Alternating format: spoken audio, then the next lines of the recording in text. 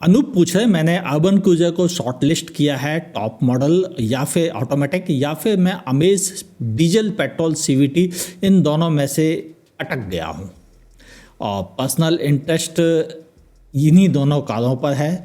3 महीने में 1300 किलोमीटर चलना है, 2 long drive, location native place between Bangalore and Kerala. Is it worth buying diesel car now? Most of the vehicle companies are stop production of diesel vehicle. आपका क्या suggestion है? 1300 kilometre अगर आपको चलना है और वह भी 3 मंथ में, बाकी रेगुलर नॉर्मल ड्राइव है आपकी, तो मेरी तो ये सलाह है कि आपको पेट्रोल के साथ ही रहना चाहिए। और बेंगलोर शहर ऐसा है जो आज नहीं तो कल मतलब ग्रीन सिटी में गिना जाएगा और उस पर ये नियम लग जाएंगे जैसे इस समय दिल्ली में लगे हुए हैं। फिर आपके लिए बड़ी दिक्कत की बात हो सकती है। मेरी ये सलाह है पेट्रोल पे रहिए और आपके लिए सबसे अच्छी चॉइस अर्बन क्रूजर ऑटोमेटिक है जो बेंगलोर टू केरला ड्राइव करते समय आपको सहूलियत प्रोवाइड करेगी। वैसे वेट कर लीजिए, क्या पता आपको नई ऑटोमेटिक मिल जाए अभी हाल में अगले 1 से 2 महीने के भीतर, तो रुकने का सौदा शायद आपके लिए ज़्यादा बेहतर रहेगा। यह मेरी सलाह है आपको। बढ़ते हैं अगले सवाल की तरफ जो पूछा है मुझसे सुरेंद्र टुलेरा, शायद मैंने अगर सही नाम प्रोनाउंस नहीं किया है तो माफ़ी चाहता हूँ। उत्तराखंड की हिल एरिया में यूज करना है इनको, रूरल में, और अप डाउन दोनों ही, टाटा महिंद्रा सुजुकी कोई भी चलेगी, बस अच्छी आफ्टर सेल सर्विस हो, लो मेंटेनेंस हो और availability of spare parts and service centre भी होना चाहिए और इजीली अप्रोचेबल होना चाहिए होम टाउन में यानी उत्तराखंड में। ओके, ये बड़ा चैलेंज है। कौन सी कार मेरे लिए बेहतर रहेगी 10 लाख के बजट में बेस्ड ऑन परफॉर्मेंस, सर्विस और अदर? देखिए, आपने जिन चीज़ों की डिमांड की है उस हिसाब से तो मैं आपको सिर्फ एक ही कार रिकमेंड कर पाऊँगा, वह है ब्रेजा। क्योंकि आपको सर्विस चाहिए, सस्ते पार्ट्स भी चाहिए, अच्छा मेंटेनेंस भी चाहिए और सर्विस नेटवर्क उत्तराखंड जैसी रिमोट जगह पे भी मिलती रहे, तो ऐसा तो केवल ब्रेजा ही हो सकता है। और इसके अलावा आप किसी और पे भी जगह जाते हैं, महिंद्रा या टाटा पे, तो मुझे पता है कि पार्ट्स को लेके आपको परेशान होना पड़ेगा, सर्विस को लेके परेशान होना पड़ेगा, जो मेरी नज़र में कतई एक अच्छी सलाह नहीं कहूँगा मैं। अब बढ़ते हैं अगले सवाल की तरफ जो मुझसे पूछा है कृष चौधरी ने।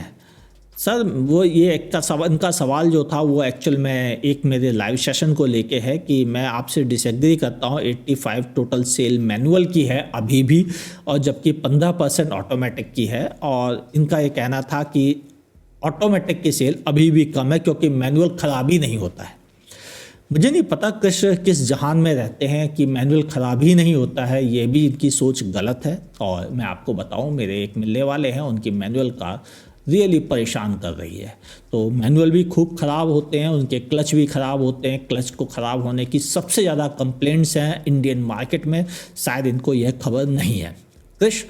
और रही बात ऑटोमेटिक की, आपने चलाया नहीं है तो आप उसे अच्छा नहीं मानते, कोई बात नहीं। वैसे आपको बता दो 10 लाख से ऊपर बिकने वाली कारों में इस समय मोर देन 40% ऑटोमेटिक होती जा रही है और 40 लाख से ऊपर मैनुअल बिकती ही नहीं है। शायद आपको खबर ही नहीं है इस बात की, इसलिए मैं कह रहा हूँ कि अभी आप बहुत दूर हैं। और रही बात, आपको बता दूँ एक एग्जांपल के तौर पे, अभी हाल में एक कंपनी ने मेरे साथ डिटेल शेयर की थी, वह है किया मोटर्स, कि उनके 45% ऑटोमेटिक कारें बिकती हैं। जबकि किया के पास सस्ती कार भी है जो 8 लाख रुपए से शुरू होती है और 30 लाख रुपए तक जाने वाली कारें हैं, और इन सभी कारों में सबसे ज़्यादा ऑटोमेटिक बिकती हैं। है ना ताज्जुब की बात? आप पता नहीं क्यों ये सोच के बैठे हैं कि ऑटोमेटिक कोई खरीदता नहीं है। अपनी सोच बदलिए और एक बार कोई अच्छी जेन्युइन ऑटोमेटिक कार 1000 किलोमीटर चला के देखिए, आपकी सोच बदल जाएगी। आप मेरे से डिसएग्री हो उसमें कोई बुराई नहीं, लेकिन अपने आप को डार्क में रखें, यह समझदारी नहीं लगता है। इसलिए मेरी सलाह है, प्लीज़ जाके एक बार ज़रूर चलाइए ताकि आपकी गलतफहमियाँ खुद दूर हो सके। और हाँ, मैनुअल ही होती है जिनमें क्लच खराब होते हैं, ऑटोमेटिक में नहीं होते। ठीक है सर। अब बढ़ते हैं अगले सवाल की तरफ जो मुझसे पूछा है वेदव्रत चौहान ने। कह रहे हैं सर मैं एग्जैक्ट कंपैरिजन जानना चाहता हूँ टर्बो पेट्रोल डीसीटी और डीजल ऑटोमेटिक के बारे में, कौन सी बेहतर रहेगी इन बोथ। भाई साहब वेदव्रत चौहान, आप बहुत समझदार हैं, लेकिन आप ये भूल गए कि कम से कम कार का नाम तो लिखना चाहिए था आपको कि आप किस कार के बारे में जानना चाहते हैं और किन किन के बारे में जानना चाहते हैं। एटलीस्ट कुछ तो लिखा होता ताकि मैं आपके साथ शेयर कर पाता। डीसीटी इंडिया में बहुत सारी कंपनीज प्रोवाइड करती हैं, जिनमें हुंडई है, किया मोटर्स है, फॉक्सवैगन है, स्कोडा है, मर्सिडीज है, ऑडी है, बहुत सारी कंपनीज बनाती हैं डीसीटी।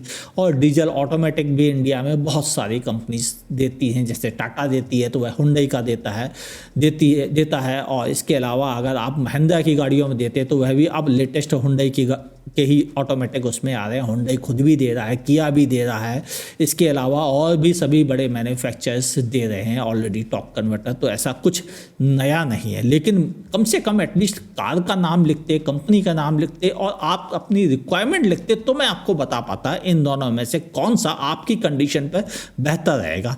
रही बात पावर और टॉर्क को संभालने के लिए, दोनों ही ऑटोमेटिक चाहे वह डीसीटी हो चाहे वह टॉर्क कन्वर्टर हो हमेशा अच्छा परफॉर्म कर जाते हैं। डिपेंड करता है कि आप कौन सा सिलेक्ट कर रहे हैं और किस कंडीशन के लिए सिलेक्ट कर रहे हैं। तो पहले अपनी पूरी रिक्वायरमेंट शेयर कीजिए, मैं बिल्कुल आपको रिप्लाई देना पसंद करूंगा। बढ़ते हैं अगले सवाल की तरफ। पूछा है लोकेश कुमार ने, कह रहे हैं सर नियोस सीएनजी या टियागो सीएनजी में कौन सी लेनी चाहिए। देखिए एक बात तो तय है कि टियागो सीएनजी में कोई बूट स्पेस नहीं बचता है। थोड़ी सी दिक्कतें हैं, वो दिक्कतें हैं लॉन्ग ड्राइव करते समय, हाईवे पे ओवरटेकिंग करते समय आपको पावर की कमी खलेगी, लेकिन सिटी में बहुत अच्छा है, कोई दिक्कत नहीं है। वाइब्रेशंस भी हैं, यह उसके माइनस पॉइंट है। अब बात आती है नियोस पे। नियोस में इस तरह की प्रॉब्लम्स उतनी नहीं है कि वाइब्रेशंस नहीं मिलेंगे आपको और इंजन स्मूथ मिलेगा आपको, साथ ही हाईवे पे ओवरटेकिंग भी कम से कम टियागो जैसी नहीं है, उससे काफ़ी बेहतर है। यह प्लस पॉइंट नियोस के साथ है, लेकिन एक माइनस पॉइंट भी है, वह माइनस पॉइंट है उसकी कीमत, कि उसकी कीमत भी काफ़ी ज़्यादा है टियागो के मुकाबले। और हाँ, बूट स्पेस भी आपको उसमें मिल जाता है।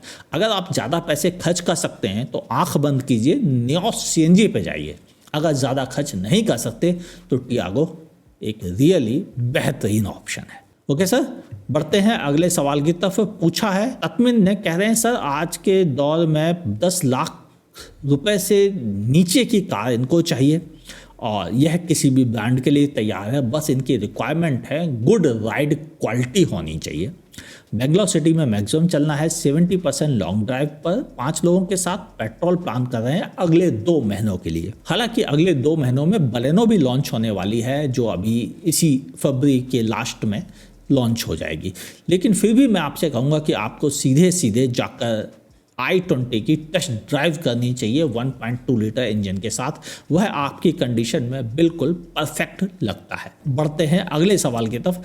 हुंडई वेन्यू या रेनो काइगर में कौन सी बेस्ट रहेगी सिटी ड्राइविंग के लिए।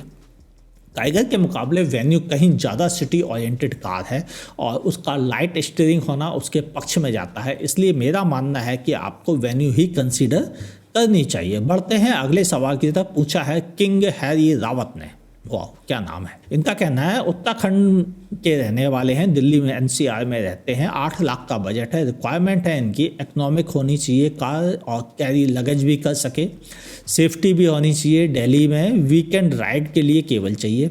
लेकिन इनका प्रेफरेंस है मैनुअल या ऑटोमेटिक, दूसरा प्रेफरेंस है सीएनजी या पेट्रोल और तीसरा प्रेफरेंस है टाटा या कोई और भी का चलेगी। 8 लाख रुपए में आपको जाना है उत्तराखंड, जहाँ पर सर्विस भी होनी चाहिए कि अगर उत्तराखंड में कोई गाड़ी में कमी आ गई तब आप क्या करेंगे, तो वहाँ पर सर्विस नेटवर्क भी होना चाहिए। और दूसरी चीज़ सीएनजी वहाँ पर अवेलेबल नहीं है और उस समय आप कैसे काम करेंगे। तीसरी चीज़ आपने डिमांड की है कि आपको दिल्ली में तो केवल वीकेंड ही चलना है। जब आपको वीकेंड चलना है तो फिर आपको ऑटोमेटिक कंसीडर करना मुझे नहीं लगता कोई समझदारी है, क्योंकि जब आपको ज़्यादा चलना पड़ता है सिटी में तभी ऑटोमेटिक ज़्यादा फ़ायदे का सौदा रहता है, और वो भी जब 8 लाख का ही केवल बजट हो। वहाँ ऑटोमेटिक मिलता भी नहीं है, एएमटी मिलता है। ऐसे हालात में मैं आपसे कहूँगा कि आप इग्निस को प्रेफर करें मैनुअल में, अच्छी रहेगी, कोई दिक्कत नहीं आएगी आपको। स्टीयरिंग पर अपना कंट्रोल हमेशा बना के रखिए, आप फायदे में रहेंगे। दूसरी चॉइस मैं जरूर टियागो को दे सकता हूं, लेकिन प्रॉब्लम यह है कि टियागो में बहुत बड़ा बूट स्पेस नहीं है। आप चाहे तो टिगोर कंसीडर कर सकते हैं, उसमें अच्छा बूट स्पेस मिल जाएगा आपको। और पेट्रोल के साथ ही रहिए, सीएनजी की आपको ज़रूरत बिल्कुल नहीं है, क्योंकि आपको दिल्ली एनसीआर में तो केवल वीकेंड चलना है। तो आप वीकेंड कितना चल लेंगे, 100 किलोमीटर। उसके लिए मुझे नहीं लगता है कि आपको ज़्यादा पैसे खर्च करने चाहिए सीएनजी में जाकर, क्योंकि सीएनजी भी आज के दौर में लगभग 80-85 हज़ार रुपये एक्स्ट्रा महंगी हो गई है नॉर्मल के मुकाबले। इसलिए मैं कहूँगा कि बेहतर है कि आप पेट्रोल के साथ ही रहिए। पढ़ते हैं अगले सवाल की तरफ। पूछा है PKA, पता नहीं पूरा नाम क्या है, मैं किस नाम से बुलाऊँ, बड़ा असमंजस में डाल देते हो आप। लिखते हैं टियागो 2022 पेट्रोल कैसी है, इग्निस और टियागो में कौन सी कंसीडर करनी चाहिए, प्लीज़ मुझे बताएं। आपका तुलनात्मक वीडियो हो तो मेरे साथ शेयर करें। मुझे दोनों कारों के बारे में डिटेल से आपसे बात करनी पड़ेगी, क्योंकि आपने पूरी रिक्वायरमेंट अपनी नहीं लिखी है, तो मेरे लिए लंबा सा आंसर हो जाएगा। और अगर आप रिक्वायरमेंट लिखते तो शायद मैं 2 लोगों को रिप्लाई कर सकता था इसी टाइम में। अब मजबूरी है तो आपको रिप्लाई दे रहा हूँ। वही है, टियागो 2022 पेट्रोल अच्छी गाड़ी है, थोड़े वाइब्रेशंस हैं गाड़ी में और रफ है गाड़ी, मतलब बहुत स्मूथ इंजन नहीं है, बहुत स्मूथ गाड़ी नहीं है। रिलायबिलिटी को लेके थोड़ी सी इश्यूज़ हैं, सर्विस भी अच्छी क्वालिटी की नहीं अवेलेबल है, यानी मेंटेनेंस में भी आपको रिक्वायरमेंट भी ज़्यादा है और एक्सपेंसिव भी बैठेगी दूसरों के मुकाबले। कंपैरेटिवली अगर आप इग्निस पे जाते हैं तो उसका मेंटेनेंस बहुत कम है, इंजन बहुत ज़्यादा रिलायबल है। तीसरा एक और प्लस पॉइंट है, वह ये कि वह अच्छी फ्यूल एफिशिएंसी भी आपको दे देता है। ऐसे हालात में आपके लिए कम चलना है तब तो आपको इग्निस अच्छी डील रहेगी आपके लिए, और अगर आपको बहुत ज़्यादा चलना है तो भी इग्निस डील रहेगी अच्छी आपके लिए, कि आपको 2000 किलोमीटर चलना है तो भी इग्निस आपके लिए फ़ायदे का सौदा रहेगी, क्योंकि उसका एवरेज भी अच्छा है। लेकिन अगर आपको 1000 किलोमीटर के आसपास चलना है तो आप टियागो भी कंसीडर कर सकते हैं, इतनी बड़ी दिक्कत नहीं है। हाँ, लॉन्ग टर्म के पॉइंट ऑफ व्यू से आप उसे कंसीडर ना कीजिएगा, यानी 4-5 साल रख के बेच देने में समझदारी रहेगी। इससे ज़्यादा समय रख लेंगे तो गाड़ी बहुत तेज़ी से डाउनग्रेड होती चली जाती है और बाद में आपको दिक्कतों का सामना करना पड़ेगा। तो पहले से बता देने में समझदारी है। बढ़ते हैं अगले सवाल की तरफ। पूछा है अजहर उल हक ने, मेरा बजट 8 लाख रुपए का है, मैं कश्मीर में रहता हूँ, मोस्टली सिटी ड्राइव करता हूँ हिल एरिया में, और मुझे क्या कंसीडर करना चाहिए इंजन और बिल्ड क्वालिटी को माइंड में रखते हुए। बिल्ड क्वालिटी को अगर आप समझते हैं तो अच्छी बात है, नहीं समझते हैं तो इन बातों को इग्नोर कीजिए। 8 लाख रुपए में ना पॉसिबल है। सेफ्टी अच्छी मिल सकती है और कई ऑप्शन हैं 8 लाख रुपए में आपको अच्छी सेफ्टी के लिए। हाँ, इंजन जरूर उतना अच्छा नहीं है उस कार में, लेकिन फिर भी मैं कहूँगा रीजनेबल है। आपने लिखा नहीं आपको कितना चलना है, लेकिन कश्मीर को जितना मैं अच्छे से समझ पाया हूँ अब तक, वहाँ पे चलने वाले लोगों को 1000-1200 किलोमीटर मंथ में चलना पड़ता है, इससे ज़्यादा बहुत कम लोग चलते हैं। अगर आपके साथ भी ऐसा ही है तो 8 लाख रुपए में मैं कहूँगा कि आपको पंच कंसीडर करनी चाहिए। उसकी बिल्ड क्वालिटी अच्छी नहीं है लेकिन सेफ्टी शानदार है, ओके। और रही बात इंजन की, वह भी ओके है, बहुत अच्छा नहीं, उससे अच्छे इंजन आते हैं, लेकिन मैं उनको रिकमेंड नहीं कर रहा हूँ आपको, क्योंकि आपको जितना चलना है उस हिसाब से पंच ही आपके लिए परफेक्ट ऑप्शन है। आपका भी कोई सवाल है तो प्लीज़ जब भी कोई वीडियो आए तो उसके 1 घंटे के भीतर अगर आप सवाल पूछते हैं तो आपको रिप्लाई मिलने के चांसेस 90% होते हैं। बस सवाल में समावेश होना चाहिए सभी चीज़ों का, सभी रिक्वायरमेंट्स का। अगर आप एक लाइन का सवाल लिखेंगे तो रिप्लाई देने का कोई वजह नहीं मिल पाती है कि सवाल ही क्या है, उसे समझ में ही नहीं आता पूरा सवाल। इसलिए बेहतर हो आप डिटेल में अपनी रिक्वायरमेंट शेयर करें, ये हमेशा फ़ायदे का सौदा रहता है मेरे लिए भी और आपके लिए भी, क्योंकि आपको एक ही बार में क्लियर कट आंसर मिल जाता है। तो अगर आपको 60 मिनट में सवाल पूछना है तो उसका सबसे आसान अच्छा तरीका तो ये है कि वीडियो को और चैनल को सब्सक्राइब कीजिए और नोटिफिकेशन ऑन कीजिए, सारे नोटिफिकेशन, तभी आपको पता चलेगा कि वीडियो पब्लिश हो गया है और मुझे 60 मिनट के भीतर सवाल पूछना है ताकि रिप्लाई पा सकूँ। इसलिए नोटिफिकेशन ऑन करना ज़्यादा ज़रूरी है, क्योंकि उसके बाद मेरे पास भी जिम्मेदारियां हैं परिवार की और मैं हर समय रिप्लाई नहीं कर पाता हूं, और उसके लिए दिल से माफ़ी भी मांगता हूं। लेकिन 1 घंटे में वादा रहता है रिप्लाई मिलने का। ये वीडियो अगर आप फेसबुक पे देख रहे हैं तो मेरे पेज को लाइक कीजिए और फॉलो करना ना भूलिए। यूट्यूब पे देख रहे हैं तो मेरे चैनल को सब्सक्राइब कीजिए, बगल में दी हुई नोटिफिकेशन बेल दबाना ना भूलिएगा। मुलाकात होगी ऐसे ही किसी शानदार वीडियो के साथ। देखते रहिए आस्क कार गुरु।